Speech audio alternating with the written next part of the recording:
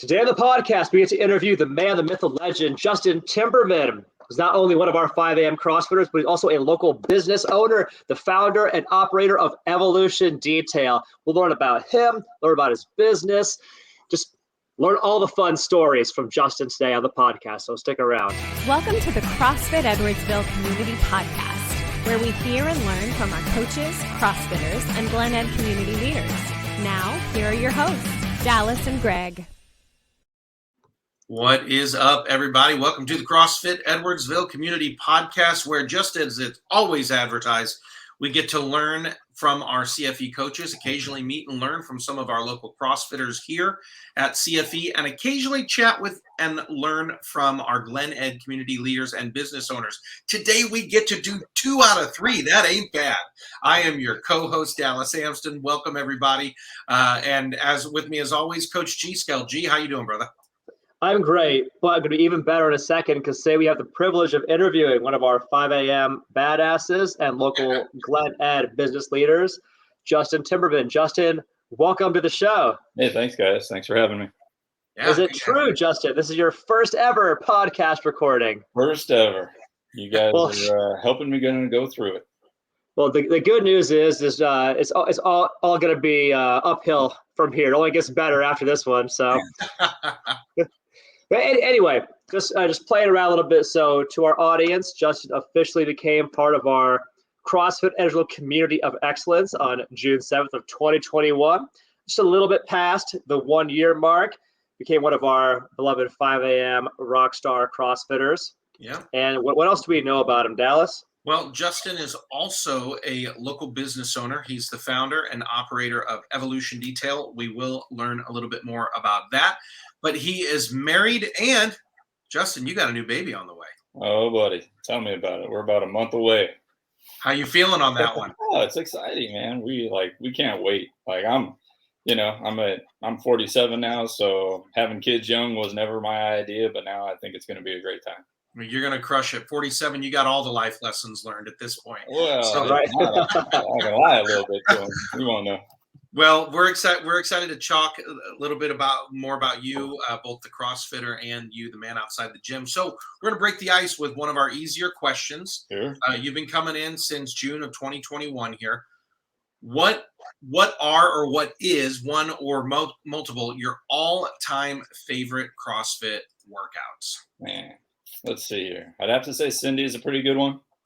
It's not very not too strenuous, but it gets the heart going, kind of like that one. It's the basics.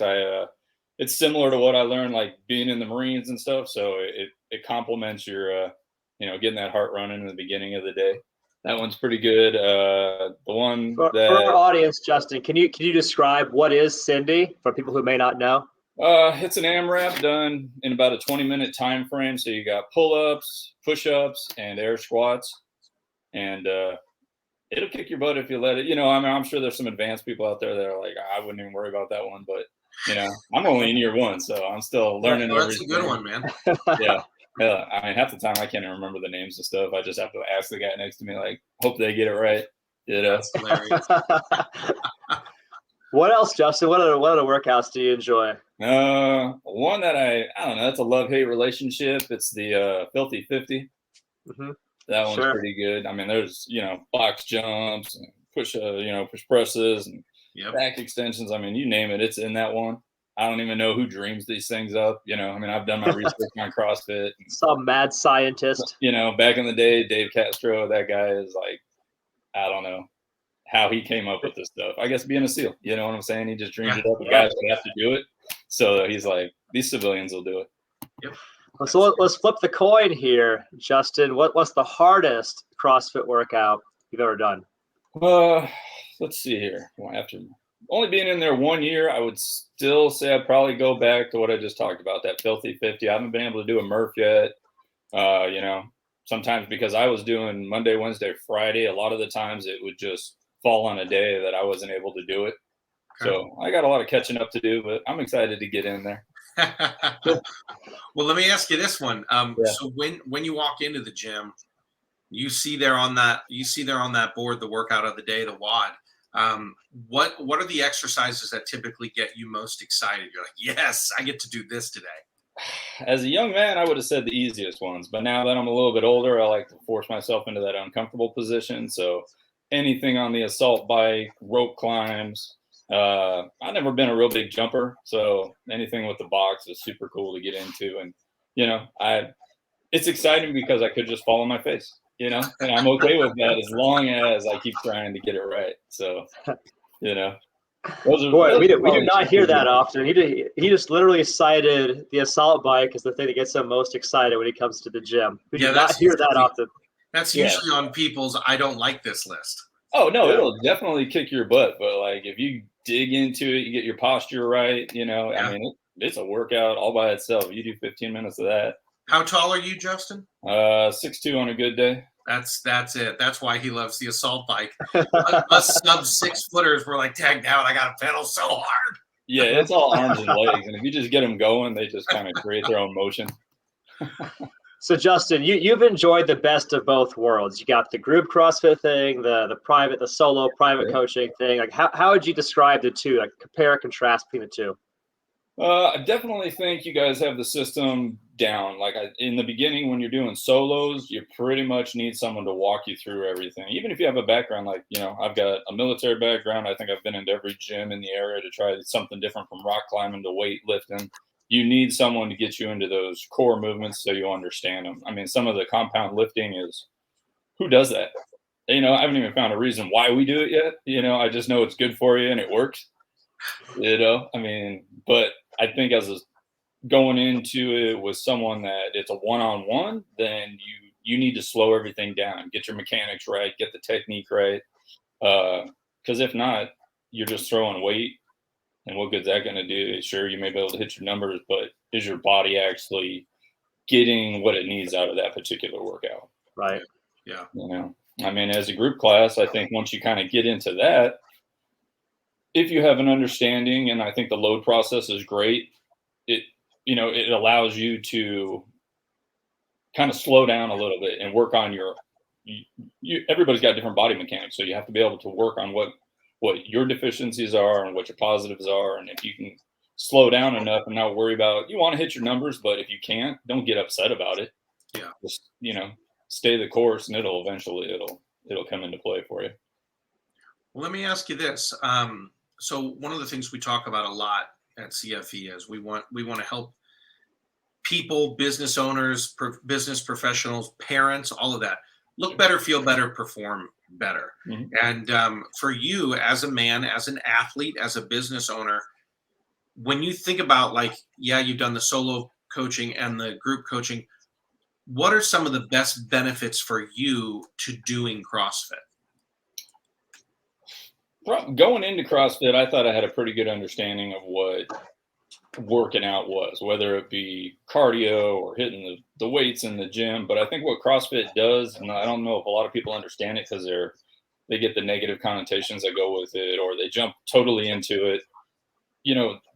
They need to understand that if you understand the programming, it's a full body workout. And you may not like everything that you're doing, for sure. I mean, there's movements and exercises in there that just are going to kick your butt due to, maybe you got weak knees or maybe you got a weak back or something like that. But if you slowly progress through it, I mean, I've been off for a little while just because my business during the summertime picks up. So it becomes kind of a pain in the butt to run 12 hours a day.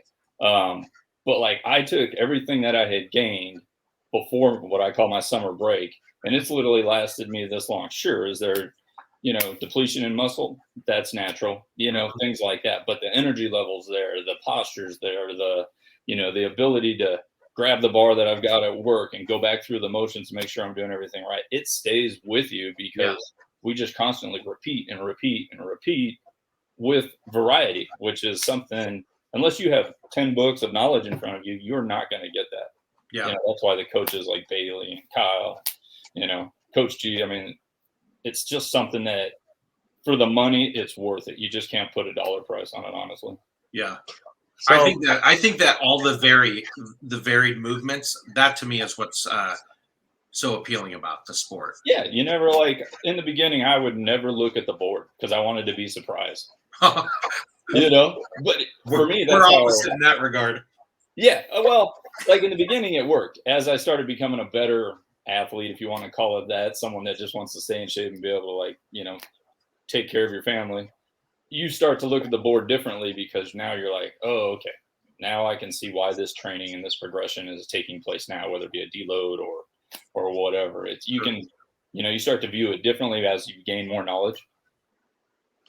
I think it's interesting you mentioned the word athlete because we treat all of our CrossFitters as athletes. And some people are athletes so they can compete at the Festivus games. Some people are athletes that compete at CrossFit.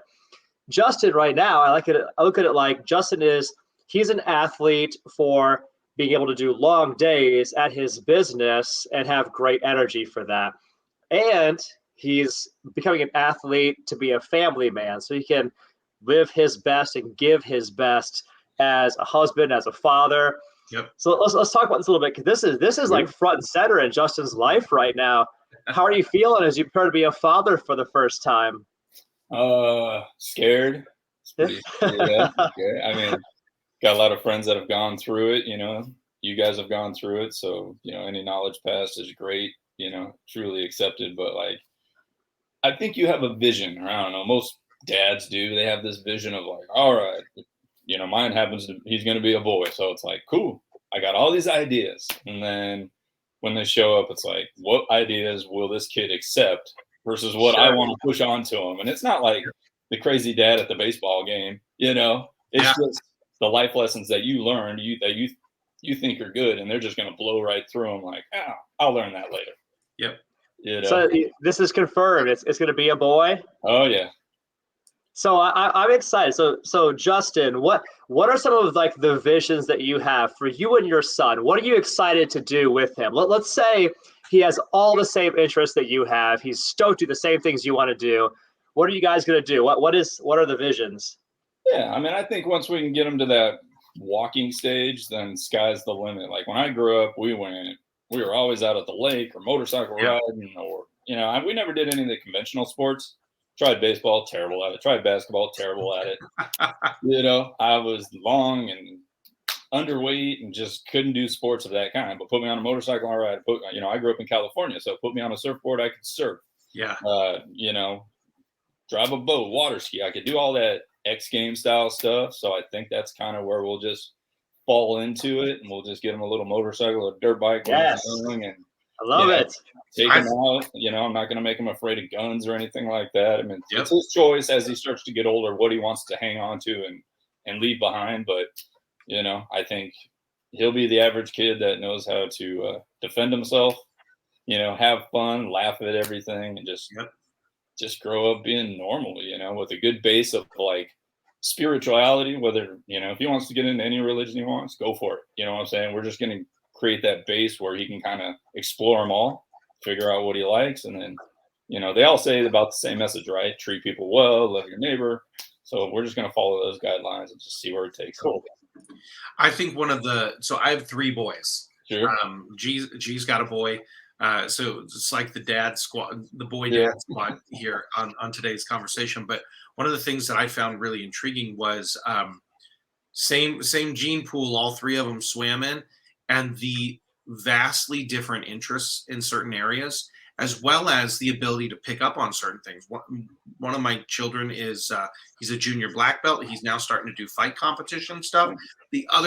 One of the others has no interest in that. He just went to a STEM camp this summer because he thinks only about space and archaeology and all of that. Yeah. Same basic environment they both grew up in, but to watch them progress down these different paths, it's really fascinating. So you're gonna find the niche for your boy as it goes along, and it's gonna be fun to watch that. Yeah, I mean, like, you take your interests and then you just like watch them do their own thing. I don't know. Yeah. To me, you guys can tell me. It's like, how do you find that common ground? Maybe when they're 0 to preteen, you got them for a while, but after that, it's girls and cars. So how do you find that time to like always come back to your values? Yeah, that's what I've learned. Set the values, set the tone of the environment that they're going to be raised in, and then that's where you always come back, no matter what their interests are. Now, do your kids do CrossFit at all? No, I've been actually the 12-year-old. He and I are talking about it. Yeah, about getting him over to bike CFE, because the dude is like, for 12, kid is jacked because he's been doing martial arts for all these years. Yeah. And like he's doing HIIT movement, the high impact interval training stuff at martial arts. But for 12, I'm like, dude, you can do some stuff. I'm watching, and now he's been watching parkour videos all summer. Oh, no. It's all about riding to the closest park and doing parkour all around the park. Awesome. And so I'm like, yeah, I think you're about ready to start doing some of the training. Yeah. Put some muscle on that frame. Yeah, for sure. That's awesome. Well, go ahead, G. Go ahead. Yeah, we'll switch gears. We're going to go and learn more about Evolution Detail now. This is a local car care, auto cleaning, and waxing service that Justin has founded and leads. Justin, is this your first business? Like, share some of your background as an entrepreneur with us. Let's see. What haven't I been? Yeah. Sounds like an entrepreneur. Yeah. Gained some of this basic information for detailing after the Marines. Worked with a buddy that was in my unit. And we would hit, growing up in California, that's where we ended up. So we would hit like all the studios and Malibu and things like that. And that kind of just took off until it wasn't an issue. It wasn't a situation anymore. We had different ideas of where the company would go, and he owned it. So, my ideas took backseat to that. So went back to school and did everything to be a firefighter, and that's how I ended up out here. And really, played the game for like 2 years and just like got burnt out on it. So I could just tell it wasn't my path. Yeah, it's a vastly different world for a firefighter in Southern California too. So if you had gone down that path in SoCal, you would have felt that. Yeah, and back here, everybody's you got to be a buddy of somebody if it's a smaller town, or you got to do a lot of volunteer stuff. And I tried it for a while. To me, it's at that point in my life, it was like, okay, this isn't making me any money. And it's not like I'm motivated by money. I'm more motivated by the freedom that money gives me. Sure. Mm-hmm. But I was giving all my free time to something that wasn't paying me. So I was just like, I don't see it going anywhere. So after that, I tried selling cars. I was terrible at that.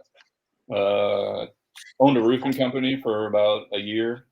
And then the partner I had, he got sick and wasn't motivated enough to take care of that one. And then lost myself at the steel mill for a while, probably about 4 years there, but that afforded me a house and a couple of cars, and which was cool. And then I just told myself I'd never get back into detailing, and here I am. After I've been down the street from CrossFit now for 18 years, watching these guys run back and forth when they finally got into the building. And I was like, who's that Jack guy that keeps running kind of weird going down the street? And I was just like, weird headbands and stuff. And I was just like, yo, but I don't know, And then I walked in, I'm like, oh, it's that guy. It's that guy. That guy had to be Coach G. So you're kind of like, over the course of time, like I don't know, man, maybe it's psychological. You just slowly drop those little mindsets. When you ran by, you'd be like, he'll be there one day. I'll just keep showing up. A lot of parenting is like that too, man. Just planting an idea, planting a seed, and then letting that grow over time. So can you share the Evolution Detail origin story with us? You did a lot of different things, and then you're like came back to, it sounds like, detailing. Like, tell us about that, how that happened. Yeah, I was working at American Steel there, and I was just doing everything I could not to work there. Just finding ways to get in trouble and just get out of it. That is the best origin story ever. How many of us have been working somewhere else and been like, I don't want to work here anymore? Right. Yeah. I mean, it was just like, cheers. Anything you could do to get away from it was what I was trying to do. So I just made that decision. And like, I literally started this company with $300.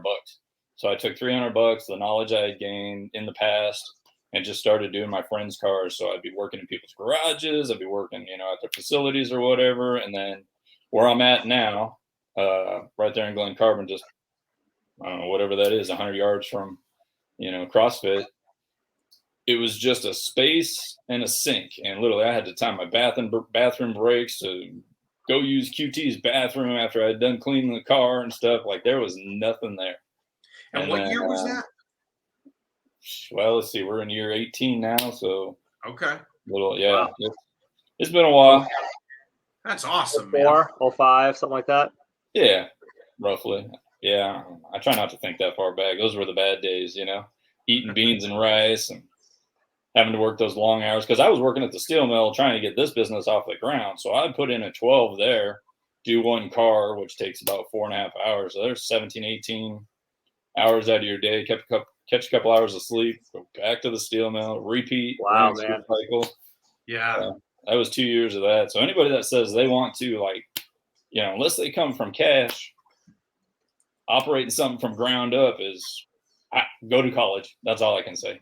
It's rough, dude. I remember those days. Like I would I'd get up at 3:30 in the morning. I'd race to the gym. I'd coach morning classes at CrossFit, race home. Well, actually, I'd do a workout, shower, dress, eat, race off to work at the PT clinic. I'd be there from 9 a.m. until like 6:45 p.m. Close up shop, close down the clinic, sprint back to the gym to coach the evening classes, and then race home to get ready for bed, to do all over the same next day. Just insane grind. I think that we all go through that phase For sure. when we're building something from the ground up.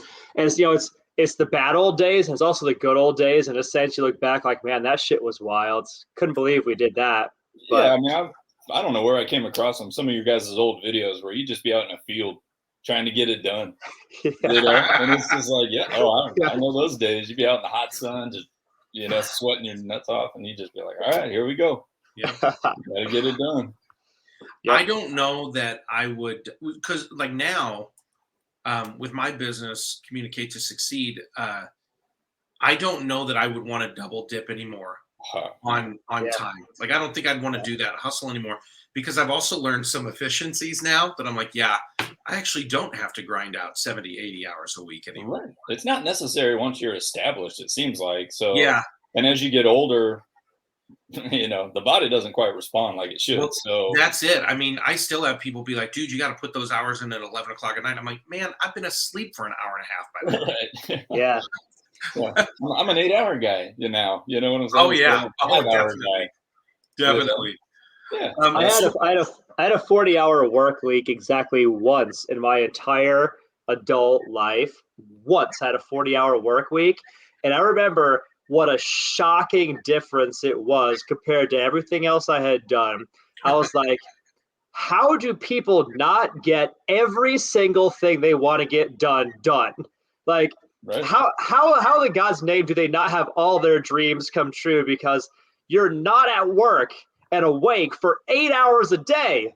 8 hours a day, you're awake and not at work. Like, you have an infinite amount of free time. That's astonishing to me.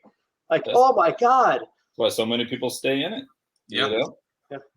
It's allowing someone else to pay for I don't know, whatever, depending where you work at. But, it's one of those systems where, like, I know I have to clock in at this time and I can clock out at this time, and that's my attention span. After that, I can hang out with the kids. I mean, most people start running more after work because they got 3 or 4 kids and they're running to baseball games and soccer games. And where you're at in your life, it's like, man, I see more of my clients like hit the ground running. They'll drop off a car and then they're like, okay, I won't be back till 9 o'clock.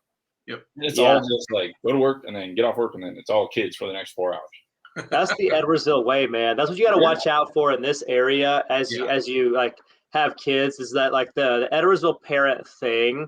Is the minute your kids are out of school, to have like 2 or 3 kids activities back to back to back. Yeah. And you just become like a professional coordinator, like a professional events coordinator for your kids. Yeah. And you just spend all your time like racing from one thing to the next, to the next, to the next, to the next, to the next. So it's this complicated juggling act. We see that a lot around here. So you maybe go ahead and set up some guardrails or some boundaries right now before it's too late. Yeah, it's interesting because, Justin, you mentioned Malibu. So I lived in LA for 12 years. Oh, cool. So what part of LA were you living in? Were you in Malibu? I was born and raised in Orange County. Okay. So we would take that, what should have been a half-hour drive, 2-hour drive to get into LA. Yep. And start there at the studios. So Warner Brothers Studios. We didn't hit Universal too much, but like Malibu, that's where like all our executives were. So like they would, we'd be in their garage at 5 a.m. trying to get their cars cleaned up, because it's like, what's that old Agassi saying? Image is everything. Oh yeah, like, especially in Southern California. Yeah. Here's my money. The reason I bring that up though is because I remember it felt like everybody in LA was chasing something. Oh, yeah. There's all this side stuff. I mean, it's a very entrepreneurial town, obviously, especially if you're in the industry. You're holding down a job in food service while you're running to auditions. But if you're in the studios, you're 15, 16 hours no matter what. Yeah. If you're in that industry. But when we moved back here, we're like, whoa, people just go to work and stop at 5 p.m. and then just become a taxi driver for their kids. That was a really weird shift for my wife and I when we first got back here. And people would say to us, man, you live at a different pace. Why are you and Meg getting so much done? And we're like, how are you not doing more? Right. Like, which was a weird feeling, but now we kind of feel like taxi drivers a little bit.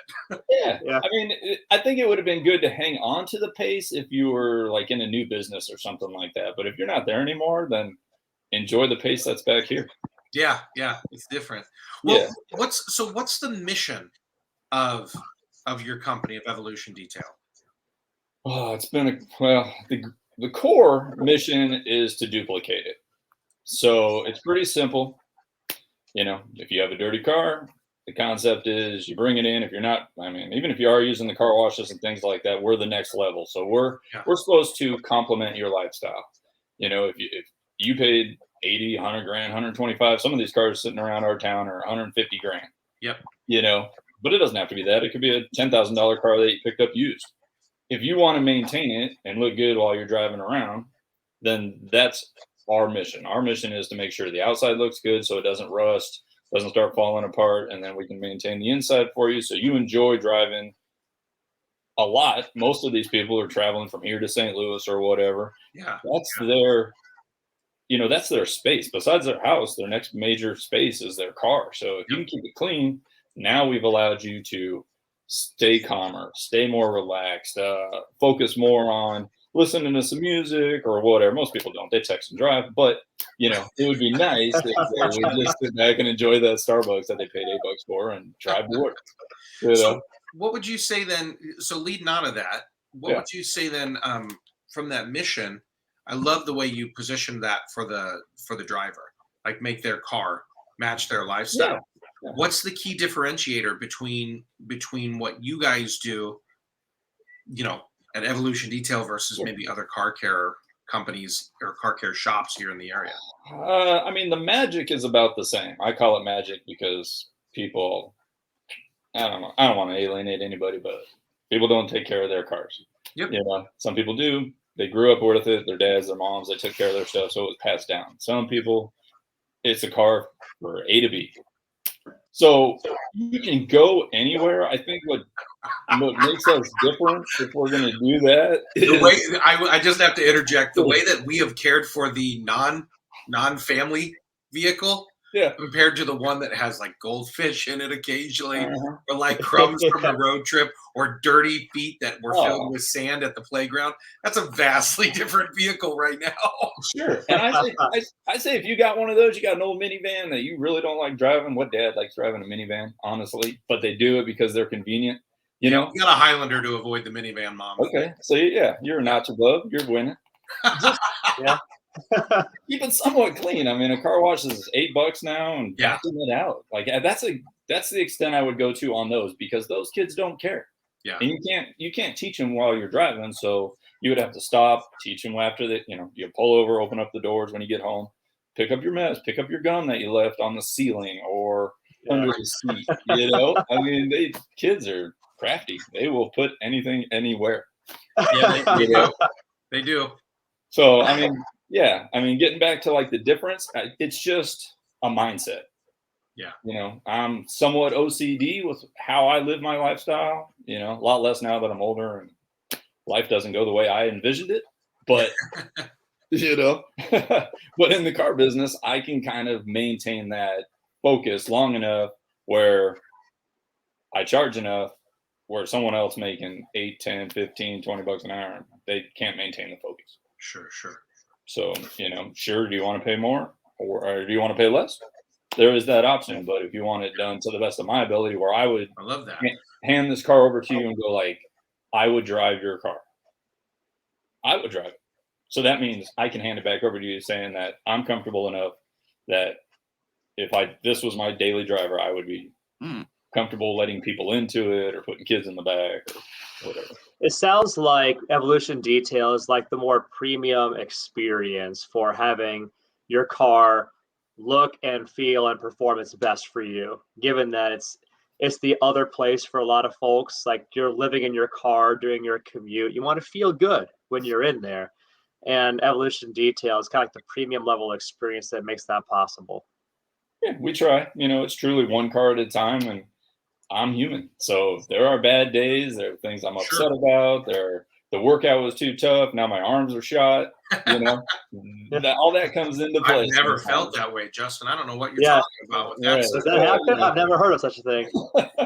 I mean, some of the workouts we get into, I'm just like, oh my, I'm not even going to be able to walk today. Yeah. And you're just like, what do I do now? Let me ask you this. So as an entrepreneur, sure, as Joe the man, the entrepreneur, how has failure in certain ventures you've tried, failure or apparent failure, how has that set you up for later success? Another way to maybe ask this, because as an entrepreneur, we've all felt it. Sure. What's your favorite failure? Favorite failure? I would say that after 18 years, my favorite failure is me working by myself right now. Because what do you mean? I've been the guy sitting behind the desk with my feet up, coffee cup in hand, barking the orders at the young kids in the back, and still getting paid to sit around. So it's not it is a failure in my mind, because even through COVID and all the worst times that we've had currently, I should have been able to maintain that, Yeah. But life throws curveballs at you all the time, so you just do the best you can. So in order to keep that light on and the sign above the door that says my name on it, you go back to work and you work by yourself and you handle your adversity the best you can. So I would say it's just, I don't know. Are there any real failures? Honestly, they're all learning experiences. If you want to see them that way. If you don't want to see them that way, then take that failure and go complain about it to your buddies while you're drinking a beer or something. You either win or you learn. Huh? You either win or you learn. Yeah, and every day you win. I mean, there's no getting around it. If you wake up, you make your bed, you get that good breakfast, or even if you don't get a good breakfast, man, if your mindset is right, whether you go hungry or you're sleep deprived or you're overworked or overworked out, it's a good day. You're above ground. So what's the best part of your work, Justin? Like, if there's one thing you'd love to experience every day in your work, what is that? I think it would be when people see the turnaround.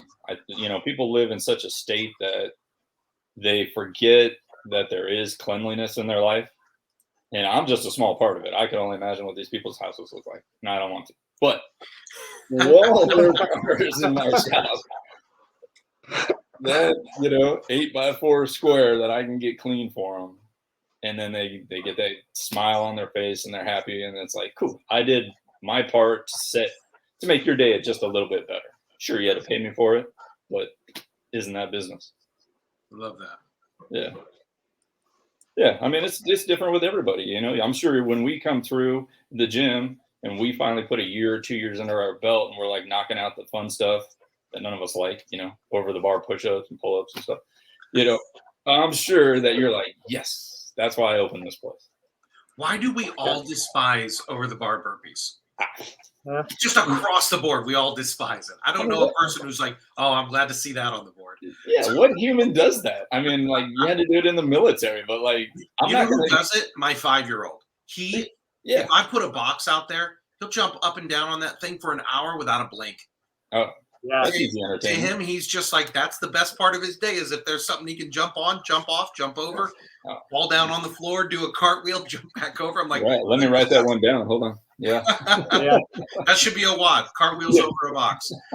So then the opposite of that, Justin, would be, what's kind of the hardest or the worst part of your work? Flip to the opposite side of that coin, the part that you go, man, if I could make this go away forever, what would that be?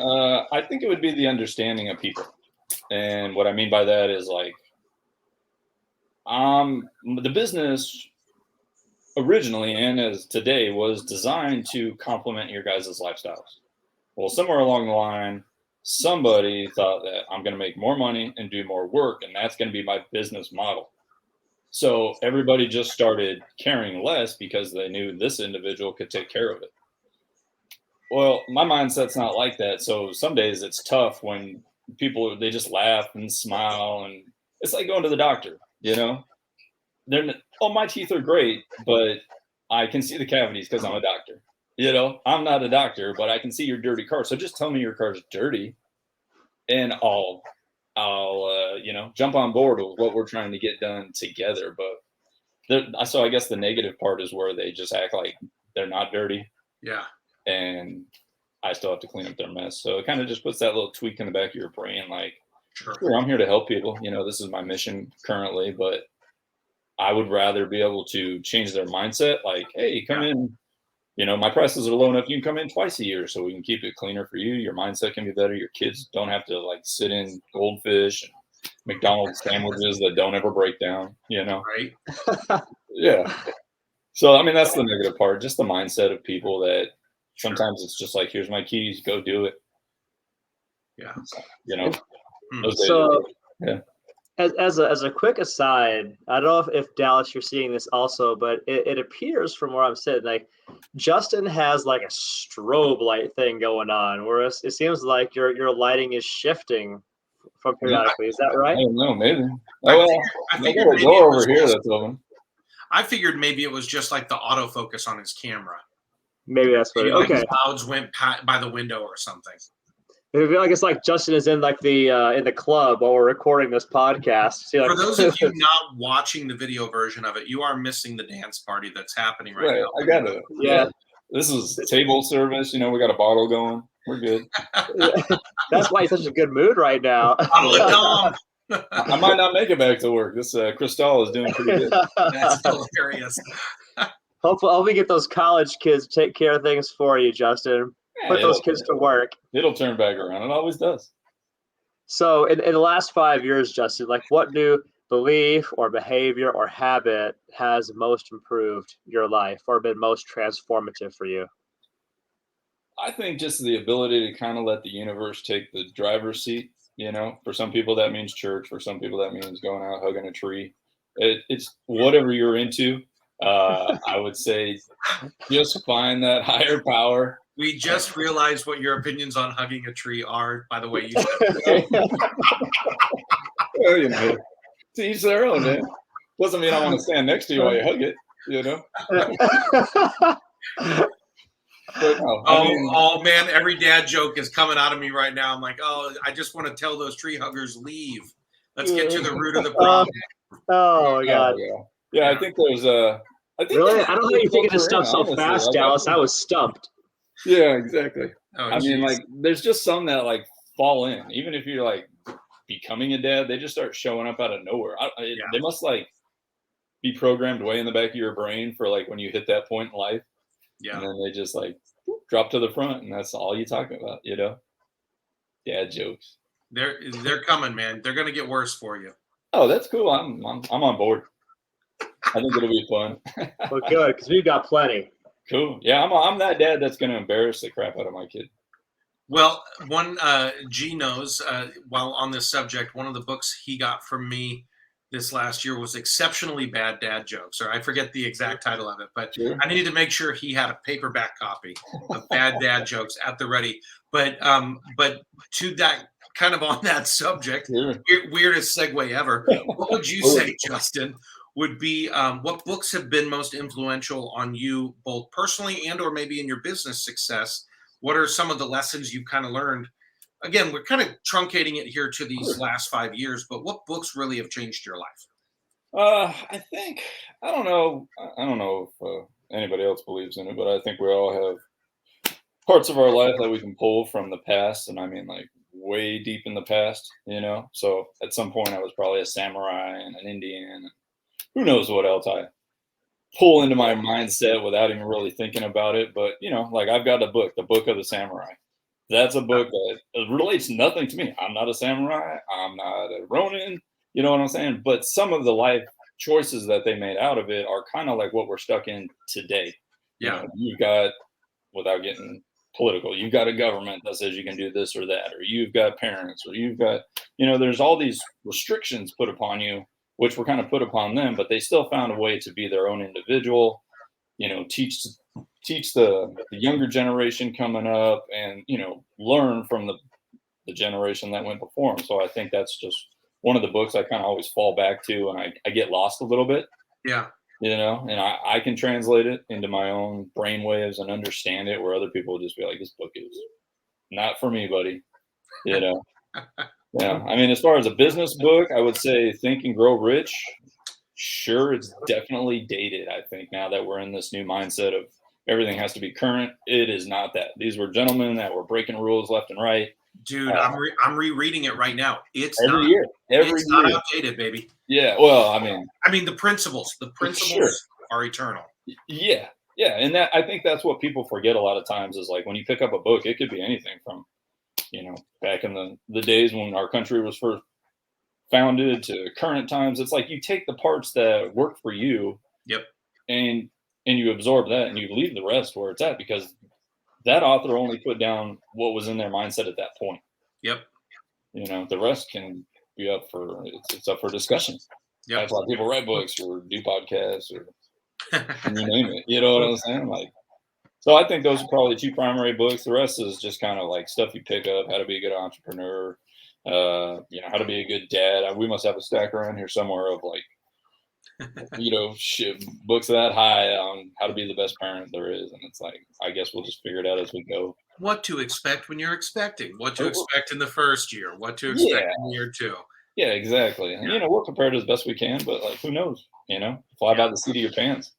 Yeah. We all got to learn, but like we can all learn so much from listening to wise counsel from others.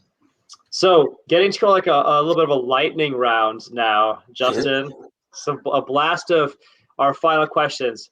First, what is an unusual habit or an absurd thing that you love? I like it when something is so funny that a person unwillingly snorts.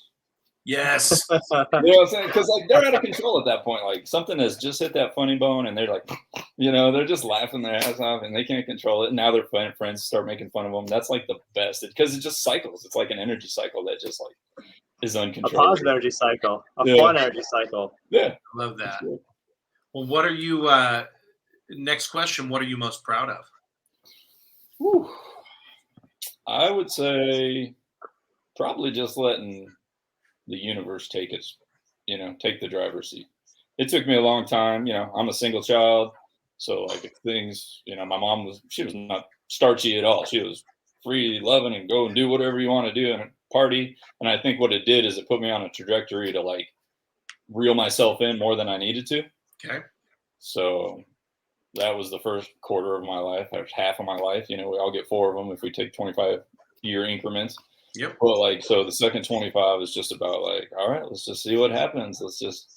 It's not about control anymore. It's just about like letting it flow. Sure, you got to do your job, you know, but you know, very few restrictions should slow you up. You should be able to just be like, I woke up. Now what? I love it. It sounds like you've embraced stoicism quite a bit, Justin. Yeah. Those Romans, or at least one of them, knew what was going on. Right beside Think and Grow Rich, right there on that other desk, is Meditations, Marcus Aurelius. Yeah. A lot of people don't get that one either. That he was just jotting down some stuff. And yep. You know how it's so cool to pick up a book and know that it was written so long ago that now it's still relative. Yeah. You might dig into some of the work of Ryan Holiday as well, like the practical stoicism for today. Mm-hmm. It might help you take this item that you're very proud of, Justin, and really kind of take it to its full potential. Just a thought. So, yeah, I mean, that's you guys are, you know, it takes a village, right? Yep. Sure. to grow and learn, whether it be raising kids or whatever. But you guys have gone there, you've done your thing, so why not bring that back to the circle and share the information? So Justin, as you look ahead in life, what most excites you? Like, what are you most looking forward to? Winning the lottery. I think you missed out on the 1.2 cash cow a few weeks ago. Yeah. Fun fact: the person who had the winning ticket still has not come forward yet. Oh man, why would you waste your time? Right now, there's if you don't claim your Powerball winnings within the first 60 days, Powerball, they decide for you whether you get the lump sum or the annuity. I don't know if you guys knew that. Huh. I haven't won yet in order to learn that one. I wonder if somebody jokes. I'm going to stop. You still got 52 years to get it done, Justin. I know. Hey, I got time.